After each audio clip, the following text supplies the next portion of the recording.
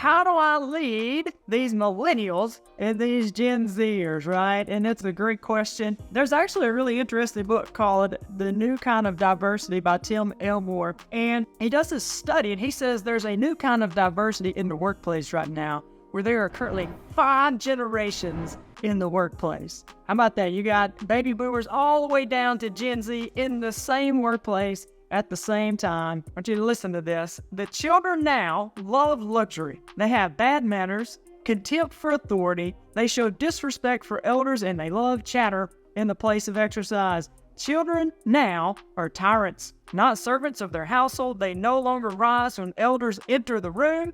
They contradict their parents. They chatter before company. They gobble up all the dainties at the table, and they cross their legs. And they tyrannize their teachers. How about that? You know who wrote that? Socrates. Back in 469 BC, before Jesus, they were still complaining about generations. And you know, we can choose to complain about the generations, or we can raise our hand and say, I'm going to take responsibility to equip and empower the next generation. As it relates to how do I lead millennials, how do I lead Gen Z, I want to kind of take a little bit out of this book right here. He says that each generation, they actually have a different view on life. They have different views on faith. They have different outlooks, relationships, on work and exercise. But the one that I really want to key in on today is he says they actually have a different view as it relates to authority. Right, John Tudor? They all have a different view as it relates to authority. Think about that. Leadership. People who are in positions of authority and in leadership. And he said, starting with the Gen X, he said that their view on authority was, we'll just tolerate them. We'll have to put up with them. And you think about that attitude, and what happened to shape that attitude was, in that generation was the first time that there was mass television, there was mass news,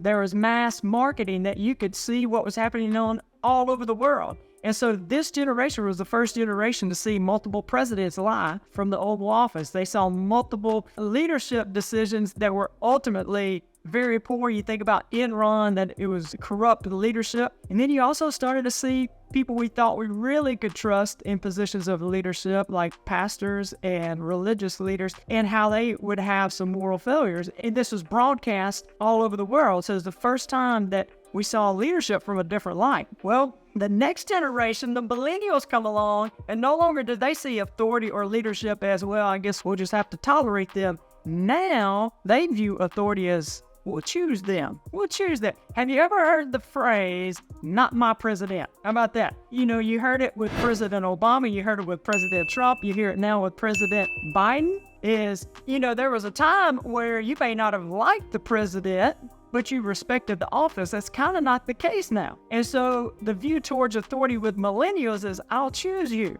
Like, you may be my teacher, you may be my instructor in college, but you're not my mentor. Like, I'm not going to allow you into that space in my heart. You may be my boss man, only going to do what you say, but you haven't earned that right into my heart. This is their view on authority. How about this one? You may be the preacher man. You may be the person who speaks behind the pulpit, but you're not my pastor. You're not my shepherd. I don't know if I can allow you into that area of my heart. And that's this generation's view on a leadership. But I want you to check out the next one. I'll address these here in a second, but I want you to listen to the next generation, the way they view authority. This is Gen Z, right? Their view on authority is, I don't know if I need you. What do I need you for? I mean, I can go to Google and I can find any answer that I'm looking for. I can go to Alexa or Siri and I can ask any question. I can find any information that I want. What do I need you for?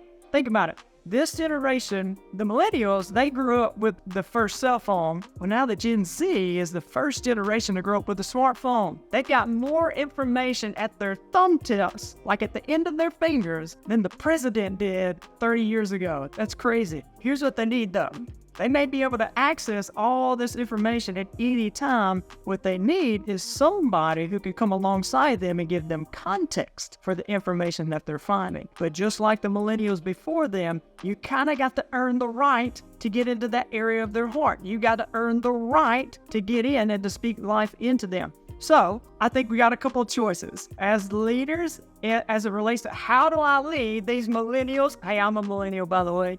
And how do I lead these Gen Zers? Well, we can choose to complain, or we can raise our hand and say, you know what, I'm going to take up the responsibility to equip and to empower them so that they can run further, run faster, and build higher. That the next generation is going to be bigger and better than this current generation. Most generations think that they are the last great generation on earth and that the next generation is going to hell in a handbasket. I do not believe that. I think if we're going to raise our hand, there's a couple things that we have to understand as it relates to how to lead the next generation. First is we really got to get to know them and listen to them, and we got to do the hard work of developing relationships. And then as I develop that relationship, I've got to understand that they're probably going to do it differently than I do it. Whatever I'm teaching them how to do, that they're going to do it in a slightly different way. Am I okay with that? Am I going to be okay with them getting hopefully better results that I'm trying to get, but in a slightly different way? I think the second thing, if we're going to lead them, is what they're really looking for. This is the key right here. I think what they're looking for is there evidence in your life that you're actually doing what you're telling me to do. Like, is there fruit in your life? I hear what you're saying, but is there fruit in your life? I think we've got to have integrity. Like the millennials for sure, I know I am, and Gen Z, they're looking for authenticity. They're looking for people who will be real and authentic, who have integrity with their words and their actions, where their words and their actions are in alignment. And so the first thing I have to ask is, am I a product of the product? Am I doing what I'm actually talking about doing? I love what John Tudor just said right there. A lot of them are searching for purpose and authenticity. And they truly do need people who can come alongside of them. But our first step is we have to be the real deal, like Kim said. One other thing I was thinking about as it relates to leading that generation, we got to give them opportunity. That's honestly how we learn how to do anything. Any of us learn how to do anything by giving an opportunity. You got to give them a go. And then we coach them up. As you think about anytime you do anything for the first time, it doesn't work out perfect. And so they need opportunity, but then they need somebody that they can trust to come alongside them to coach them up. And so how do I lead these millennials and these Gen Zers? You got to get to know them.